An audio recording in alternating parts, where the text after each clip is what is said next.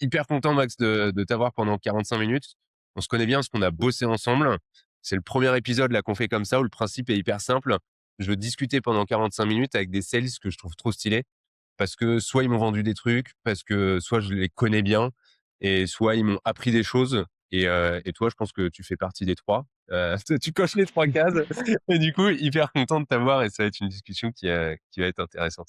Bah, trop cool, bah, ravi, et merci surtout pour l'invitation et avec plaisir pour être enregistré cette fois-ci parce qu'on parle souvent de tous ces sujets-là, mais on n'a pas de gens qui nous regardent, ouais. De ouf.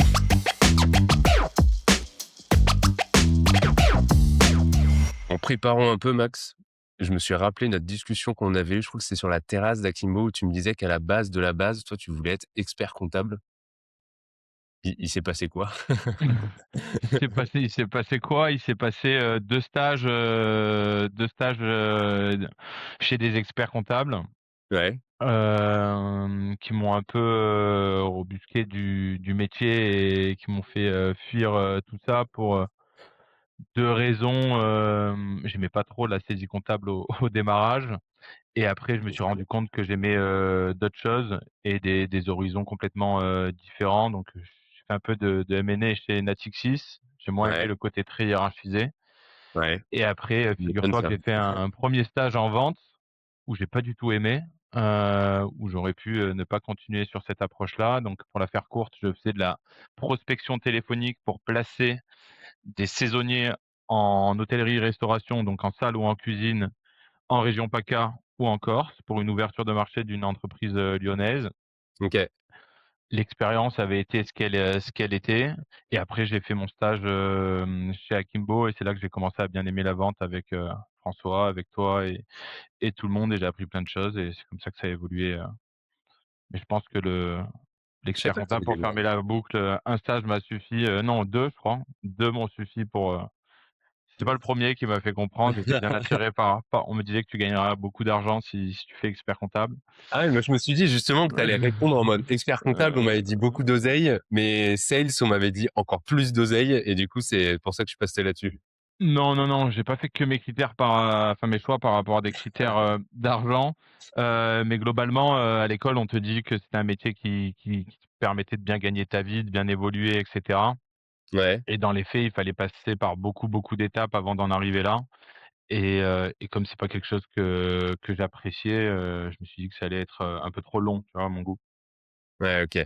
Et du coup, stage, tu as démarré en stage chez Akimo. Ça, tu vois, je savais même pas que tu avais démarré en stage.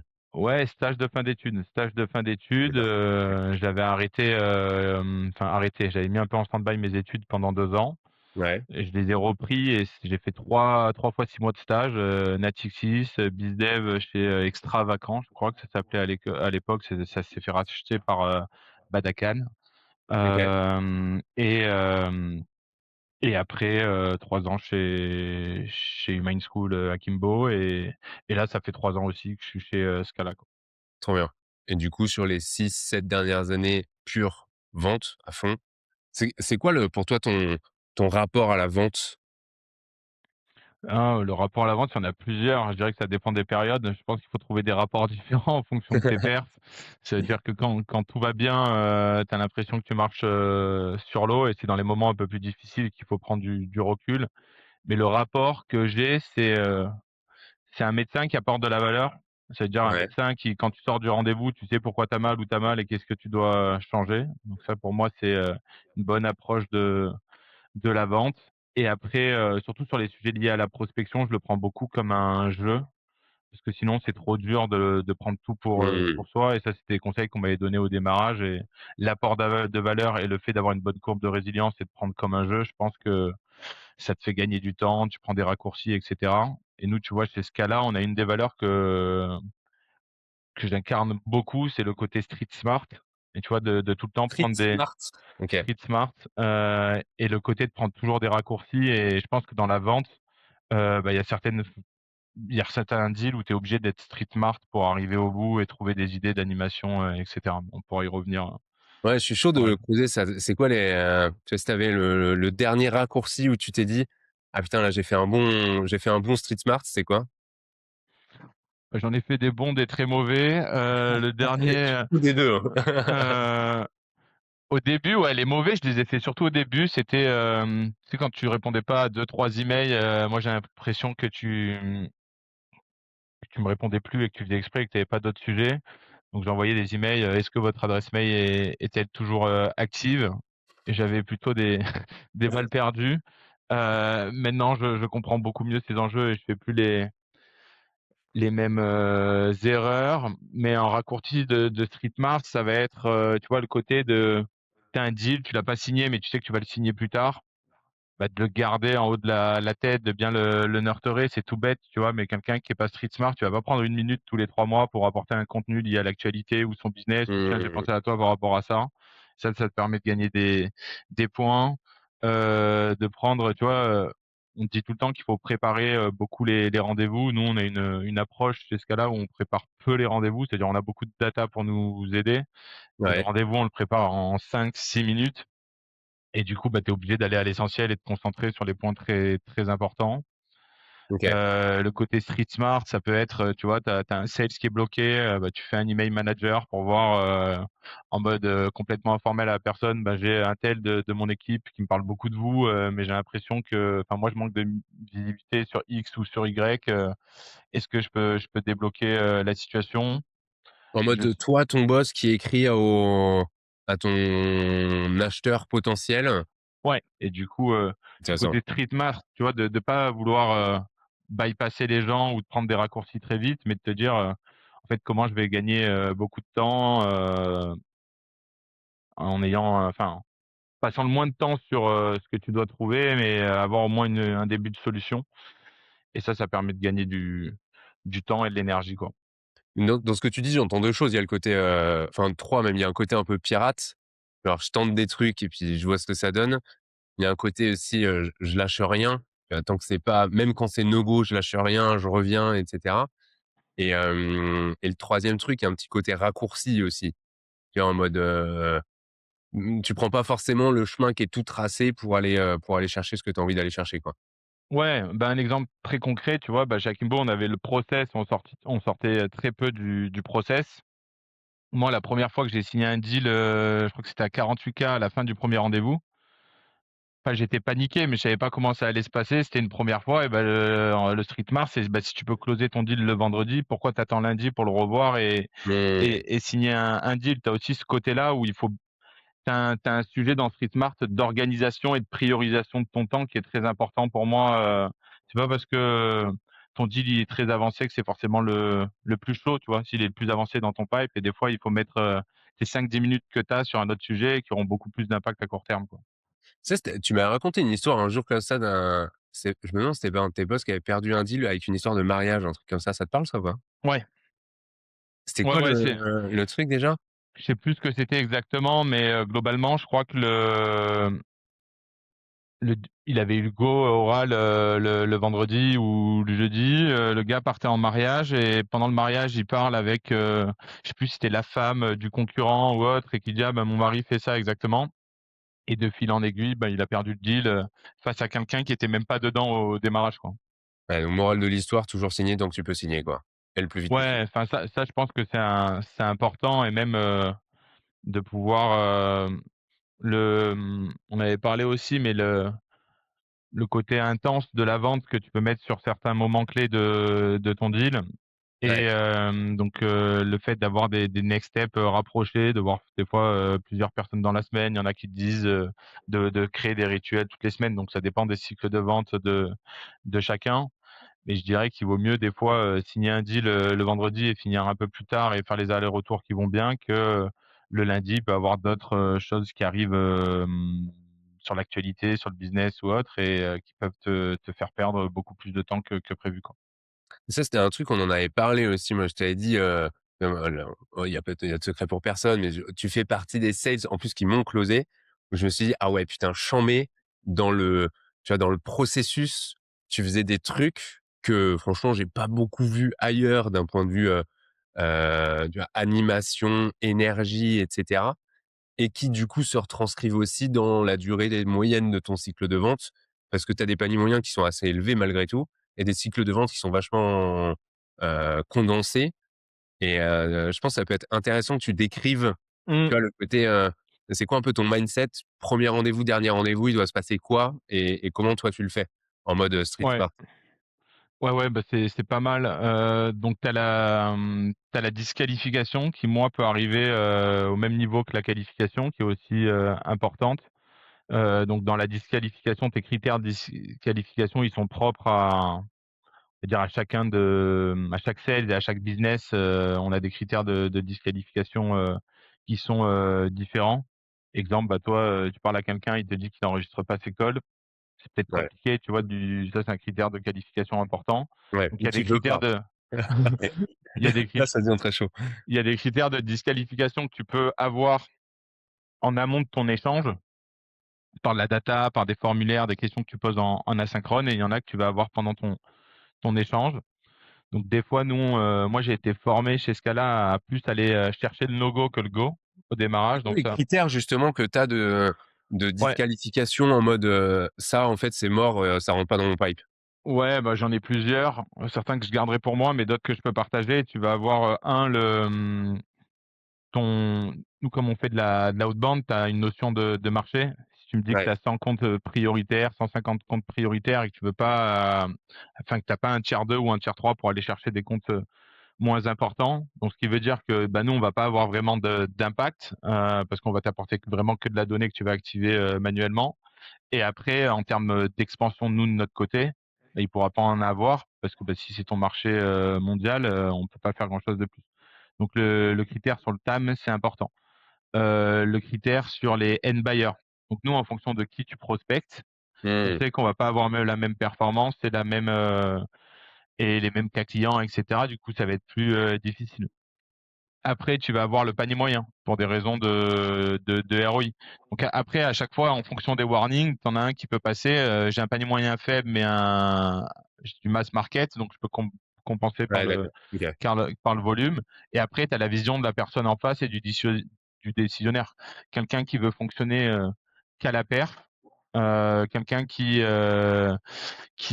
s'est cassé les dents, 2-3 fois, ou quelqu'un qui utilise une stack d'outils, qui te montre qu'elle est très peu mature sur ces sujets-là. C'est Ouais, tu sais que souvent, c'est des quel war gueule peut améliorer quoi. ouais, voilà. En fait, tu évalues très rapidement en mode, «OK, je peux l'aider. C'est quoi l'impact que je peux avoir? C'est quoi le temps que moi je vais devoir consacrer à la vente?» Et des fois, bah, tu préfères consacrer plus de temps à des plus gros projets où tu sais que tu vas avoir plus Mmh, d'impact, vs à une petite vente. Mais ça, je me suis rendu compte que c'est dur à faire et dur à transmettre, surtout pour les, toi, tu as des sales, nous, qu'on a recrutés qui venaient d'arriver. Bah, ah tu t'arrives, envie de signer. ouais, t'as pas le pipe que tu as au bout de 6 mois, tu as envie de signer, de prouver que tu es bon, et cetera. Donc tu t'accroches à tous tes deals. Et ça, je dirais que pour moi, c'est l'erreur numéro 1 de la majorité des commerciaux, de traiter, que ça soit dans l'animation ou dans ta phase de qualif et d'analyse. Je pense que ça peut être une erreur, tu vois, de les traiter tous pareil. Ouais. Et François chez Akimbo, il nous rabâchait beaucoup, faut se mettre à la même hauteur que ton prospect. Bah, comme ton prospect, tu as le droit de lui dire à un moment: «Bah, non, je peux pas t'aider, on arrête, d'échanger», tu vois? Donc ton contrat moral en début de meeting, il est intéressant là-dessus aussi, quoi. Et 2 questions par rapport à ça avant de passer au prochain. C'est quoi ton taux à peu près de disqualification? Ah, c'est une bonne question parce que je pense qu'on le calcule pas. C'est-à-dire que moi, OK. je calcule mon taux de closing. On peut, dans le disqualified, on va mettre les comptes qui sont pas qualifiés pour avancer avec eux. Donc, les boîtes qui ont fermé, qui sont vraiment hors scope, qu'on pourra jamais aider. Donc, je peux pas te sortir de chiffres, mais tu vois, en moyenne, je dirais que un rendez-vous sur 3, j'essaye de pas le faire avancer de mon plein Mmh. gré, quoi. Et tu penses, parce que tu as un côté aussi un peu anti-vente, je pense, derrière. Moi, je sais que ça peut m'arriver quand on me dit: «Ouais, je suis pas sûr que tu rentres dans mes critères». Je le prends un peu en mode: «Ah ouais, je rentre pas dans tes critères». Toi, il y a de ça derrière ou tu as vraiment la logique, si tu coches pas les cases, tu coches pas les cases et c'est pas pour aujourd'hui qu'on va faire affaire ensemble? Tu l'un ou l'autre ou les 2 en même temps. Ça veut dire que nous, Ouais. tu vois, l'anti-vente, moi, je trouve qu'elle est très précieuse pour aller chercher des informations que veut pas te donner la personne. Ça veut dire que toi, admettons, tu me donnes des infos, et cetera, je vais te dire: «Bah, là, je pense que pour être transparent avec toi, ce sera bien de faire appel à nous dans une étape 2, et là, je te conseille de faire ça, ça, ça, et quand on est là, ben, avec plaisir pour se reparler». Et peut-être que toi, tu vas dire: «Ah, mais en fait», et là, tu vas me donner les vrais pains et les vrais enjeux que tu as. Là où je trouve que c'est très Mmh. pertinent, l'anti-vente, des fois, bah, tu vas partager ça et tu peux pas aider la personne, donc elle va s'accrocher, tu perds un peu de temps.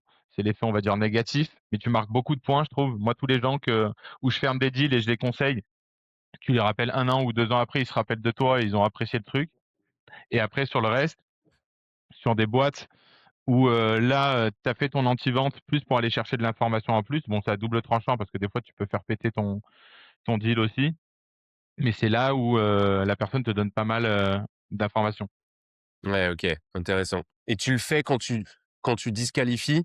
C'est genre, tu un call de 45 minutes, au bout de 10 minutes, tu vois que ça le fait pas, tu cut au bout de 10 minutes et tu dis c'est, tu et puis ciao ou tu t'attends quand même la fin Mmh. du call? Non, non, j'essaye de le faire rapidement. C'est-à-dire que moi, au début du meeting, je dis qu'on va faire l'agenda, quoi, qu'on va se présenter, que je vais poser des questions pour comprendre si on peut les aider, que je vais expliquerai comment on peut les aider. Et si je me rends compte pendant l'échange qu'on peut pas les aider ou qu'on n'est pas pertinent pour répondre à leurs enjeux du moment, je serai transparent et j'hésiterai pas à leur dire rapidement. Et je leur OK. demande d'avoir la même transparence envers moi. Tu vois, il y a rien de plus horrible quelqu'un qui dit oui, oui, trop chaud et tu lui fais le follow-up, Ouais, et tu puis passes tu du perds ton temps. temps, et cetera. Donc, tu as ça. Et après, bah, des fois, tu sais, tu es un peu plus fatigué, tu oublies de poser certaines questions, bah, tu t'en rends compte plus sur la fin du meeting et là, tu te rends compte que tu as perdu un peu plus de temps. OK. Donc disqualification, premier sujet.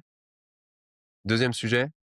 Qualification, Ouais. qui est important, enfin qui est tout aussi important, pour moi la qualif, on fait des qualifs et on fait du un peu ping-pong apport de valeur en fonction des éléments, donc ça je trouve ça très intéressant et ça pour les sales qui nous écoutent, je pense que le plus important c'est de vivre pour la solution pour laquelle tu travailles.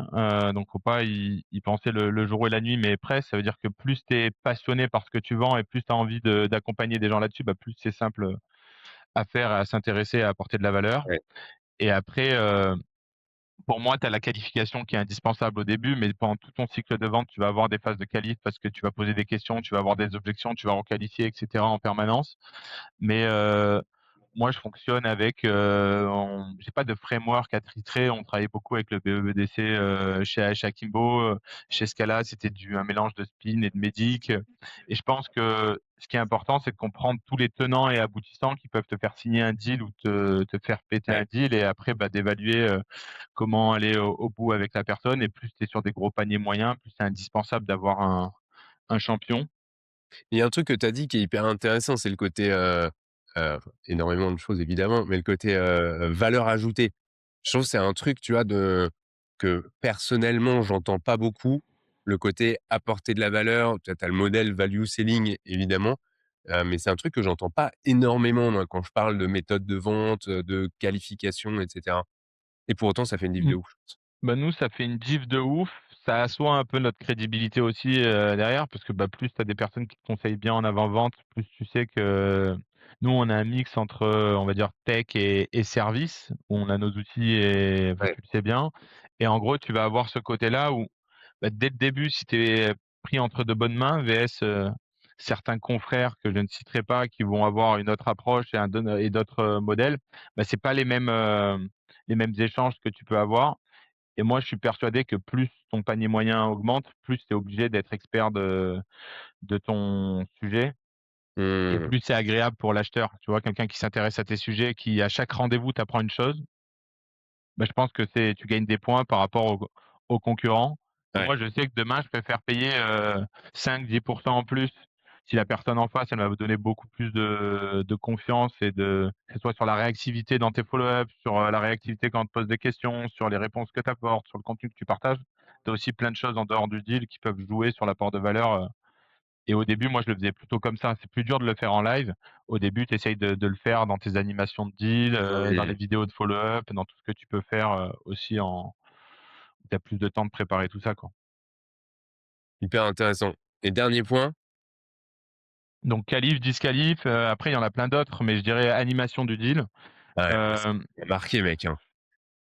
Genre quand j'ai signé chez Scala, je ressentais, tu vois, que tu avais envie qu'on bosse ensemble et en vrai, c'est assez rare, je trouve, en tant qu'acheteur, tu vois, maintenant que j'ai monté ma boîte et cetera, on achète, tu vois, plus de trucs alors qu'avant j'étais plutôt dans la partie, pure, mmh, vente, et c'est assez rare d'avoir ce feeling-là de: «Putain, il y a vraiment envie qu'on bosse ensemble, quoi». Ouais, bah, ça, en vrai, bah, c'était le cas aussi donc tu vois, tu peux pas le faire ça sur toutes les ventes, je pense, tu vois? Tu vois, ce Ouais, serait mentir de dire à tout le monde, «J'ai vraiment envie de bosser, avec vous», mais c'est vrai que ça se ressent, en face et après, moi, les conseils que je peux donner à un sales, c'est que moi, depuis que j'ai commencé la vente, je parle à des dirigeants, CMO, CRO pour faire court, quoi, des directions commerciales ou market ou DG et en fait, du coup, tu comprends beaucoup plus leurs enjeux et tu t'intéresses beaucoup plus et toi, comme tu as dressé ces cibles-là, bah, c'est beaucoup plus simple de faire ce travail-là et je pense mmh, que tu as plusieurs choses. Tu as l'aspect de montrer que tu as envie de bosser avec la personne. Tu as l'aspect aussi de comprendre qu'est-ce qui t'empêche de signer le deal, aujourd'hui, et de comprendre les contraintes de la personne en face et de s'y adapter. Donc tu vois, moi, ça a été, des allers-retours sur la fin et cetera. Après, tu as des signaux qui te font dire, moi, je sais que dès que quelqu'un qui me parle et que les interactions, elles sont plus rapprochées, et des fois, tu as plus, sur les deals que tu signes, tu as plus d'interactions sur la même journée. Mais tu vois, ça, c'est plein de signaux, aussi, positifs et après, moi, ça passe par un échange, très transparent sur tes contraintes aussi à toi en tant que sales, tu vois? Parce que moi, je pense que je l'avais été, ouais. à l'époque et du coup, quand quand tu rentres dans des, négos, gagnant-gagnant et que tout le monde a envie de bosser avec tout le monde et beh, c'est beaucoup plus simple, quoi. Et tu un truc aussi, qui m'avait marqué justement dans l'intensité, c'est le côté, OK, on vient de faire notre, tu vois, rendez-vous de disco. Bon, bah, la next step, c'est pas la semaine prochaine, même jour, même heure. C'est OK, bah, tu es dispo quand? Demain. Mmh. Et puis le lendemain, pareil et puis entre-temps, SMS, vocal et cetera. Ce qui fait qu'en fait, tu fais avancer le deal beaucoup plus rapidement que d'autres ne peuvent le faire, je pense. Ouais, mais c'est un bon point et ça me fait penser, tu sais, à tous les canaux. Tu vois, nous, on utilisait beaucoup WhatsApp dans les échanges, Ouais. mais en fonction des personnes à qui tu t'adresses, je trouve ça intéressant. Tu vas pas switcher sur un Instagram ou autre, mais tu as WhatsApp. Pour les plus anciens, tu as le SMS, je pense, et même WhatsApp, ils y sont tous. Et en fait, Ouais, de de ouf. switcher juste entre email et LinkedIn, tu sais, en mode, bah, je t'ai fait le follow-up, je t'ai fait une petite vidéo, je te la remets ici sur LinkedIn, par Ouais, tu exemple, bah, présent, quoi. ça peut avoir. Et après, sur les next steps, tu vois, le faire ce que j'ai fait avec toi, j'aurais pas pu le faire avec une boîte où Ouais, tu as si tu beaucoup plus personne, ouais, bien sûr. de people. Donc, c'est de s'adapter en fait au circuit de décision. Toi, je sais que tu en parles avec ton associé dans la soirée ou demain, et du coup, bah, c'est plus simple Ouais, d'aller vite. Et après, tu as un truc où moi, c'est un truc important sur le timing où nous, souvent, on nous avait appris de demander le timing, les échéances, etc. Maintenant, on va plutôt te demander le timing où tu veux avoir des résultats. Et comme ça, tu peux faire ton faut accompagner. rétro-planning sur qu'est-ce que tu as besoin. Et souvent, la personne, elle est déjà en retard par rapport à ce qu'elle te dit. Et toi, de mémoire, je crois qu'on se parlait en juillet ou en août. Enfin, c'était pendant l'été, donc il fallait être prêt Ouais. pour septembre. Donc, tu as ce Ouais, c'est truc-là ça, fallait aussi que j'ajoute un bouton. qui joue beaucoup. Mais et après, tu as je rajouterais la rigueur d'un sales parce qu'en fait, tu as beaucoup de deals. C'est dur d'avoir ce même comportement, avec, tout ton pipe et du coup d'être organisé, Mmh. s tu vois, picoler comme on picolait à 25 ans, c'était il y a pas si longtemps, mais c'est plus possible, tu vois, la semaine parce que tu as pas la même énergie et cetera. Et en fait, tu as plein de critères, tu vois? Moi, ça fait 2 ans, je me suis remis au sport, bah, ça te donne la patate en rendez-vous et je pense que c'est important. On le sous-estime beaucoup la santé physique et mentale, tu vois, Ouais. d'un sales, mais je dirais que en fait, c'est, quand tu es dans des moments de moins bien, tu le sens et c'est plus dur d'apporter de la valeur, d'écouter, de rebondir et cetera, quoi. Même si tu as plein d'outils qui t'aident aujourd'hui, pour bien le faire, mais c'est plus difficile, quoi. C'est un truc justement sur lequel je voulais revenir. Première année chez Scala, pour resituer, tu as signé combien? Je crois qu'1,8 million. OK, quasi 2 millions la première année. Deuxième année? Et je crois que j'ai dépassé les 2 millions la 2e année. J'ai plus les chiffres, Et tout seul? ouais, enfin ouais, les 2 premières années tout seul. OK. Après il y avait, Ronan qui générait du pipe, les campagnes et cetera. C'est-à-dire que la première année, je me suis vraiment fait beaucoup mon pipe, solo et des campagnes qui tournaient. J'ai repris le pipe, de Benjamin, le CEO, qui m'a vite laissé, le lead, là-dessus. La 2e année, il y avait une équipe, moi j'étais là en contributeur encore individuel et c'est l'année d'après où je suis passé, manager de l'équipe, donc j'aidais d'autres personnes sur d'autres deals à côté, ouais. Et en gros, cette trajectoire-là en 3 ans, signer 1 million la première année, 2 millions la deuxième. J'ai plusieurs questions qui me viennent, mais je vais les poser une par une. C'est quoi les sacrifices que tu as dû faire pour aller Mmh. chercher, tu vois, dès la première année, faire plus d'1 million? Ouais, bah, c'est une bonne question parce qu'on voit pas trop ça sur les réseaux, sur LinkedIn et cetera J'ai de l'impression que c'est facile, tu vois? c'est quoi le mauvais côté, ou les côtés difficiles? C'est que on va dire que j'avais tu vois les sacrifices que j'ai fait, je pense que j'ai mis beaucoup d'informations sur mon pipe, sur plein de choses dans ma tête, donc j'ai une meilleure mémoire, sur des sujets, de deal que sur d'autres, sujets. Je pense que les sacrifices, mine de rien, tu vois, je devrais pas le dire comme ça, mais je bossais le week-end, j'arrivais tôt le matin, je repartais, enfin, tu vois, j'avais pour un sales contributeur individuel, j'avais une grosse charge de travail, mais j'avais pas l'impression de bosser, tu vois, quand je faisais ça. On va dire que les seuls trucs qui m'embêtaient, c'est de mettre à plat mon Salesforce, de mettre tout à jour, Ouais. etc., les champs obligatoires et t'avais pas tous ces outils-là la première année. Enfin, on n'était pas équipés comme ça, en tout cas nous de notre côté. Donc c'est en Donc gros t'as grosse journée. C'était quoi en gros les journées que tu tapais pour sortir ton million la première année? Et les semaines du coup, parce que tu disais tu bossais le week-end aussi? Ouais, bah, au début, je me suis dit: «Je démarre tranquille», donc je faisais 9:00, 18:30, tranquillement et après, quand tu avais le pipe avec, moi je suis du matin, donc Ouais, 8:00, 8:30, et j'étais là. Ça m'arrivait de faire des sessions de pros, tu vois, dès le matin, aussi. C'est de me mettre une règle que j'arrive plus à respecter maintenant, mais c'est un 10 de perdu, 10 de, enfin, c'est comme avec les hommes ou les femmes dans la vraie vie, mais tu vois, une de perdu, 10 de retrouvé. Bah là, tu perds un deal, il faut que tu en ouvres deux. Donc, soit tu demandes une mise en relation, soit tu fais de la prospe, etc. OK. Et après, ouais, c'était pas vraiment vu comme des sacrifices, mais c'est la charge de travail, c'est les noms que tu prends, etc. Mais ça m'a jamais fait trop mal. Je trouve que j'ai des moments comme ça que je pourrais te raconter où tu sais, tu as des downs où pendant, je sais pas moi, un mois, tu prends que des noms, un mois et demi, Ouais. donc tu fais des plus mauvaises passes, parce que ça n'a pas été tout rose non plus. J'ai fait ces chiffres-là, mais j'ai eu des moments où je faisais moins, et cetera, où il a fallu, bah, reprendre de la hauteur, se faire coacher, retrouver confiance, et cetera. Parce qu'un sales, ça va dans les 2 sens. Et après, c'est tout le temps, s'intéresser aux nouvelles méthodes, à la concurrence, comment tu te différencies, et cetera. Et c'est de tester de nouvelles approches en permanence. Et tu vois, moi, quelque chose que j'aime bien dans ce que tu dis et quand on parle sales, c'est que tu prends un peu les bonnes pratiques à droite, à gauche. Et pour moi, le meilleur sales, en fait, bah, tu passes dans une expérience, tu apprends des choses, tu passes dans une deuxième, tu apprends d'autres choses, et après, tu te façonnes tout seul. Moi, je crois moins en mode, prends ton playbook, mange-le, il faut juste faire ça, t'es Ouais. un robot. Enfin, en C'est tout cas, même de c'est pas ce deal qui en me deal, plairait, tu je vois. pense, tu vois? De deal Comment? en deal, tu apprends des trucs, tu modifies, tu règles un peu les voiles, et tu Ouais, t'améliores. Si tu les fais deals. l'effort de te dire: «OK, sur quoi est-ce que je dois bosser, quoi?» Ouais, tu vois, une des questions qui est, je trouve, celle qui fera le plus progresser chaque sale, c'est quand tu signes un deal ou quand tu perds un deal. Quand tu le signes, bah, pourquoi tu as fait appel à moi une fois qu'il a signé? Tu vois, sur quels critères tu t'es basé pour prendre ta décision? Pour voir si, en fait, avec ses lunettes à lui, ce que tu as essayé de faire, ça a été la même chose, ou tu vois, de Mmh. corriger. Ça, je trouve ça intéressant. Ça, tu le fais à chaque deal? Non, ça serait me mentir, mais en fait, je le fais assez facilement quand j'ai des bons échanges avec les personnes et Ouais, OK. que Mode confiance et tout, quoi. ouais, voilà, mais je trouve ça intéressant. Et après, quand tu perds un deal, généralement, tu pas les bonnes raisons quand la personne, elle te le dit, directement. Et tu vois, de rappeler un peu de temps après pour faire le feedback en mode off, d'avoir, ces informations, bah, ça, c'est Ouais, hyper intéressant, tu vois? intéressant.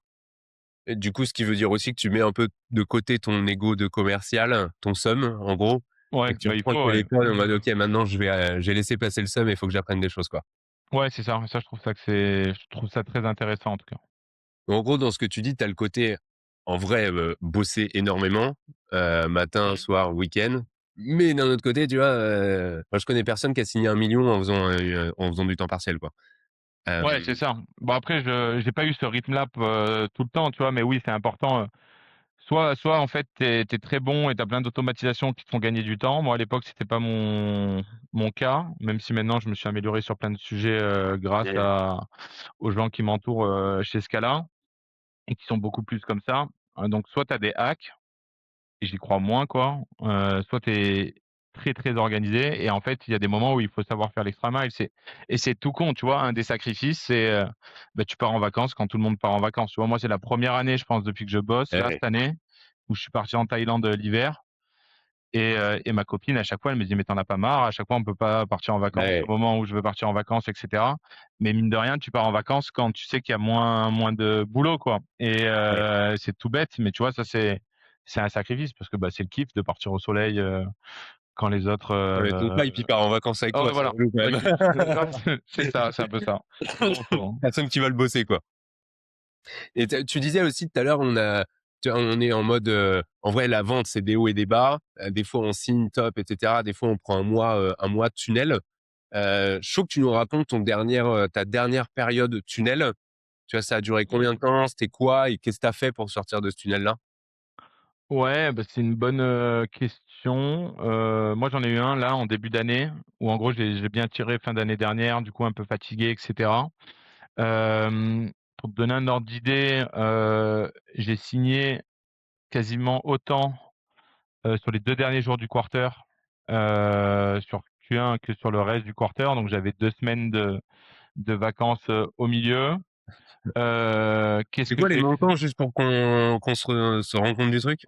On est, je crois que j'ai signé la dernière journée 240 ou 250, enfin j'ai pas les chiffres en tête, mais OK. globalement on a fait un Une belle quarter journée, quoi. aux alentours de 600 et moi c'était mon plus mauvais quarter, on va dire, avant qu'il se finalise, quoi. La dernière fois je racontais ça à quelqu'un, il m'a dit: «Bah, il faut heureusement que tu pas parti en vacances, sur la dernière semaine». Mais globalement, qu'est-ce que tu fais dans ces cas-là? Bah, moi, tu as Benjamin, le CEO, qui vend, pas mal en IMIA ou qui est sur des deals aussi, strat. Donc je lui ai demandé de l'aide, tu vois? De voir en fait, il y a des trucs que je comprends pas, j'ai besoin de toi et cetera. Donc de pas avoir peur d'entre guillemets «de se mettre à poil», mais de reconnaître, tu vois? Que Mmh. tu as des moments de difficulté et demander de l'aide autour de toi. Après bon, tu as le contexte aussi qui te rassure, tu vois? Mais tu vois, les sales qui disent: «Ah, c'est le contexte, ah, c'est ci, ah, c'est là», en fait, c'est jamais de ta faute. Donc des fois, en fait, faut réussir à comprendre ce qui vient de toi et ce que tu peux modifier toi, Ouais. sans modifier les autres paramètres que tu maîtrises pas pour changer la donne. Donc ça, moi, je l'ai fait avec, Ben, j'ai vu le discours. Je me suis rendu compte que, en fait, côté tech, on développait plein de choses. Moi, j'y avais pas accès. Donc ça veut dire qu'on je vendais de la manière dont je vendais il y a 1 an et demi, 2 ans et En du mode coup, ben, service pur. ouais, Ouais. en mode service pur et en fait, je montrais pas la plateforme auquel avaient accès aux clients. Je montrais pas non plus les outils que nous, les personnes qui accompagnent nos clients, utilisaient et Mmh. cetera. Et j'avais mal paramétré mes outils de follow-up, donc en fait, je passais du temps sur les follow-up. Donc j'avais de la perte de temps sur certains trucs.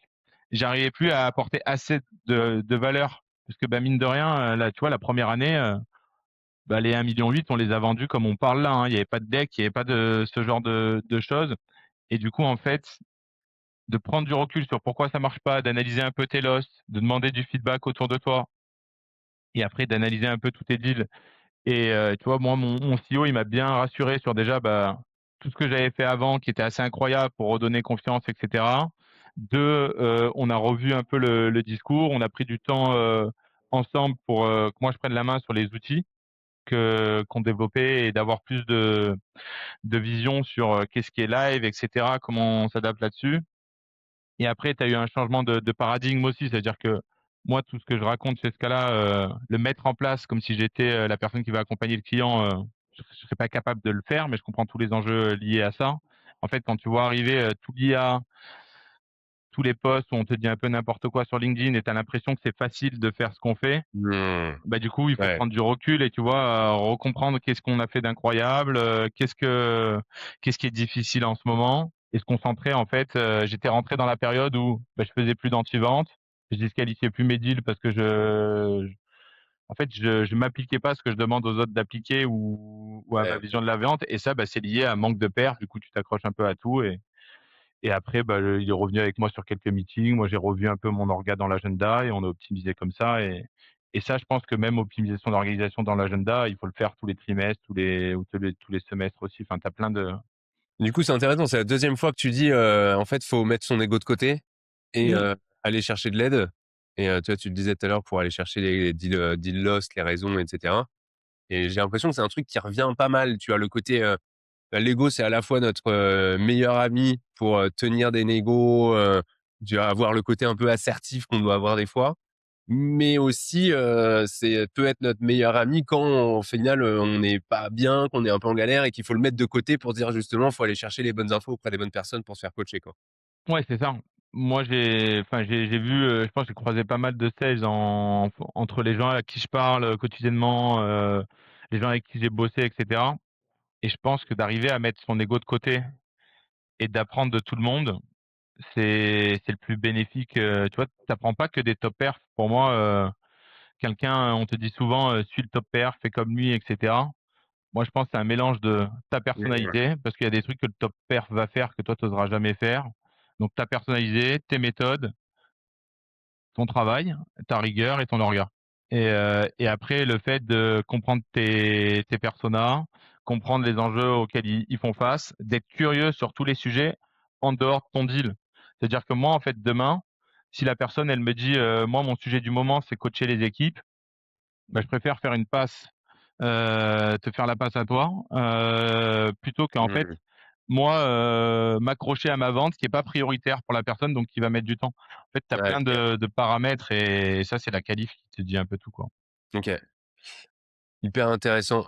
Je m'étais préparé quelques questions, un peu Piège? un peu plus, catch. Heu, Allez. Ça m'intéressait, tu vois, d'avoir ton retour là-dessus. Hem, 1 question que je m'étais dit, le deal que je m'étais noté, c'était le deal dont tu étais le plus fier. Tu peux le raconter vite fait? Ouais, je vais pas parler du nom parce que je pense que j'ai pas le droit, On va faire. mais globalement, c'est un deal que il y en a 2 dont je suis le plus fier. Il y en a un chez Akimbo, c'était le plus gros deal, que j'avais fait, J'ai le logo, bon, je crois. mais on vendait, tu vois, de la formation, tu avais ces aides-là et cetera, et tu avais quand même ce syndrome de: «J'ai vendu une part de gratuit». Mmh. Hem Et là, chez, chez Scala, j'en ai 2 qui me viennent en tête, mais j'en ai un, pour le montant apporté et la complexité du deal, où globalement, je visite un profil sur LinkedIn, donc la vente part de là. La personne à qui je visite son profil, me dit: «J'ai changé de boîte, nouveau projet, il faut qu'on s'appelle».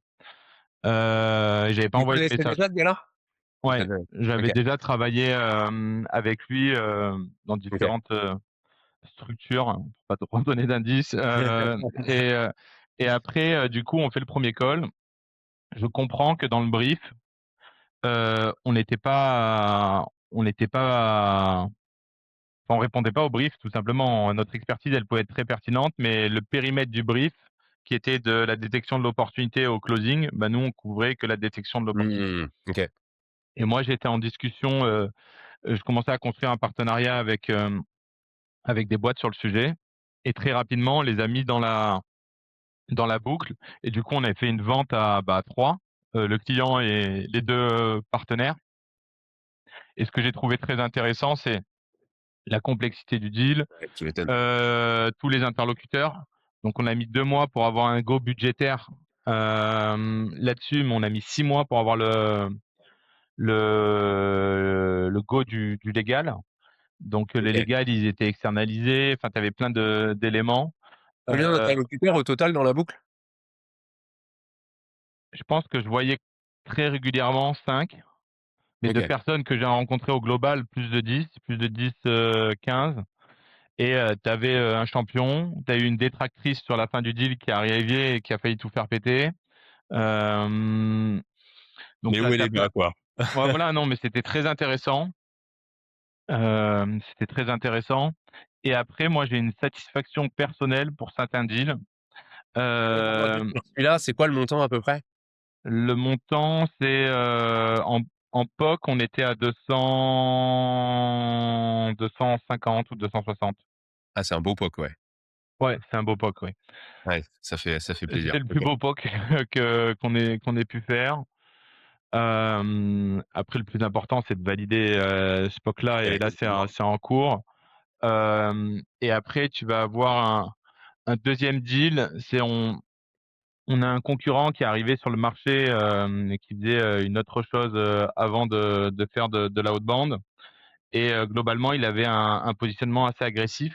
Donc là où on faisait des propals, c'était pas du simple au double, quoi, c'était du perdait de l'argent en signant de certains deals Mmh. et on a un deal qu'on perd face à lui où la personne, on lui dit: «Bon, on se remet une tâche dans 3 mois» parce qu'on sait qu'on te signera dans 3 mois quand tu auras fini ta période de test de 3 mois. Il est revenu? Heu et en fait, il est revenu au bout de 2 semaines, en mode, l'onboarding, et cetera, ça lui allait pas. OK. Donc en fait, le côté de je perds un deal alors que je sais qu'il est top ICP, pour moi ou que je peux aider et qu'il va chez un concurrent et qu'il revient, ça c'est assez, satisfaisant. Ouais, je Et comprends. après je trouve qu'en tant que sales, le plus satisfaisant, c'est quand des gens se rappellent de toi, ont changé de boîte ou se relancent sur le sujet et là t'écrivent en mode, «Ah bah là c'est le bon moment, j'aimerais reparler avec toi» et en fait, Tu plus as tu fais de complètement aidé, quoi. l'anti-vente, plus tu fais de la disqualification, plus tu as ce genre de OK. news et encore plus comme toi quand tu es fondateur ou autre, bah, c'est ton rôle aussi de Ouais, de créer ouf. tout ça. Et ton pire deal que tu as vraiment le seum de fou d'avoir perdu? Ah putain, là j'en ai beaucoup, hein. Heu, Celui qui t'a vraiment genre, tu aurais eu un punching ball, tu aurais passé quelques temps sur le sac de frappe, quoi. J'en ai eu un récemment là, hein. Une boîte où on valide le budget, on valide le truc, on fait le process légal et en fait le légal nous dit, on a dans le cadre de la première année, on n'avait pas accès à leur CRM, donc on devait OK. fonctionner par un système de webhook et d'API, ou d'API et dans le cadre de l'outbound, eux, bon, tu as plusieurs principes sur sur les lois RGPD et plus les boîtes sont grosses, plus elles suivent des règles qui sont strictes. Aujourd'hui, la RGPD la plus stricte, c'est en Allemagne et ils suivaient ces règles-là. Ça veut dire que eux, d'un point de vue légal, ils n'avaient pas le droit de faire l'outbound si la personne n'a pas consenti la demande. Mais si elle a Mmh. en fait, c'est pas de l'outbound si tu consens, d'être contacté. Ça veut dire que Ouais. c'est plutôt du téléchargement de contenu, donc de l'inbound. Et en fait, nous, on nous a donné une plateforme, pour remplir leurs documents et cetera et c'était le point le plus bloquant et on a, essayé tant bien que mal à organiser juste un échange, hein, pour, bah, parler de tout ça parce qu'on travaille avec des banques, on travaille avec des boîtes qui sont très exposées à ces sujets-là et on trouve en fait des règles et des messages qu'on envoie avant le rendez-vous pour valider, tout ça et en fait, on voulait leur proposer ce même type de solution et en fait, on s'est retrouvé un email, je crois le mardi matin, tu arrives, il est 9:00, bah, merci, au revoir, alors que tu Fin vois, fin du ça faisait game. que c'est en fait, ce que je trouve dur quand tu perds des deals comme ça, c'est, moi, j'ai pas de problème à perdre un deal, mais quand tu m'expliques pourquoi et qu'on a trouvé nos champs, enfin, qu'on a s'est donné nos chances ou autre, là, ce qui est plus dur à accepter, c'est le côté où, je me donne pendant plusieurs semaines pour, faire rentrer, toutes tes contraintes et essayer de travailler avec toi et en fait, à la fin, toi, entre guillemets, tu m'accordes pas 30 minutes avec ton légal pour, Mmh prendre un mh. moment et trouver une solution. Donc tu Donc vois, elle a ça juste par pété le deal, quoi, en mode, «Vas-y, c'est mort». ouais, on a reçu un email, OK. auquel où tu vois, où je pense qu'il faut pas répondre tout de suite à ce genre, d'email et après, bah, ça fait partie du jeu malheureusement, tu vois? Et malheureusement ça, je pense qu'on aurait pu tout faire. Le seul truc Ouais. qu'on aurait pu faire, pour gagner le deal, c'est mentir, mais tu vois, c'est pas dans les logiques de la maison et en fait, tu es exposé à des risques et ce qui est dommage, c'est que dans les boîtes comme ça, bah, je connais des personnes, je sais que les gars, les sales qui sont là-bas, ils ont leur loucha, leur truc sur leur carte bleue et qu'ils appellent des gens qui ont rien demandé à personne. Du coup, tu vois, c'est dommage, mais ça fait partie Ouais, et puis là, des tu règles du jeu, as rien quoi. compris, quoi. OK. Et dernière question, si tu as un conseil qu'on t'a donné trop tard, que tu aurais aimé connaître avant, ce serait quoi? Ouais, c'est une bonne question. J'ai pas envie de te dire le 1er conseil qui me vient en tête. Apporter de la valeur, on me l'a dit peut-être un peu tard. Ouais. S'adapter au rythme de ton interlocuteur Mmh aussi, mh. tu vois? Mais en fait, tu as ça comme bon conseil et en fait, je dirais que c'est de prendre du recul en permanence, tu vois? Le meilleur conseil que je peux donner à quelqu'un et que j'aurais aimé avoir, très rapidement, c'est de pas prendre le non pour soi et de prendre Ouais, du recul, rapidement. Donc se remettre en question, souvent sans tout remettre en question, bien entendu. stylé. Merci pour ce mot de la fin, Max, c'était un plaisir.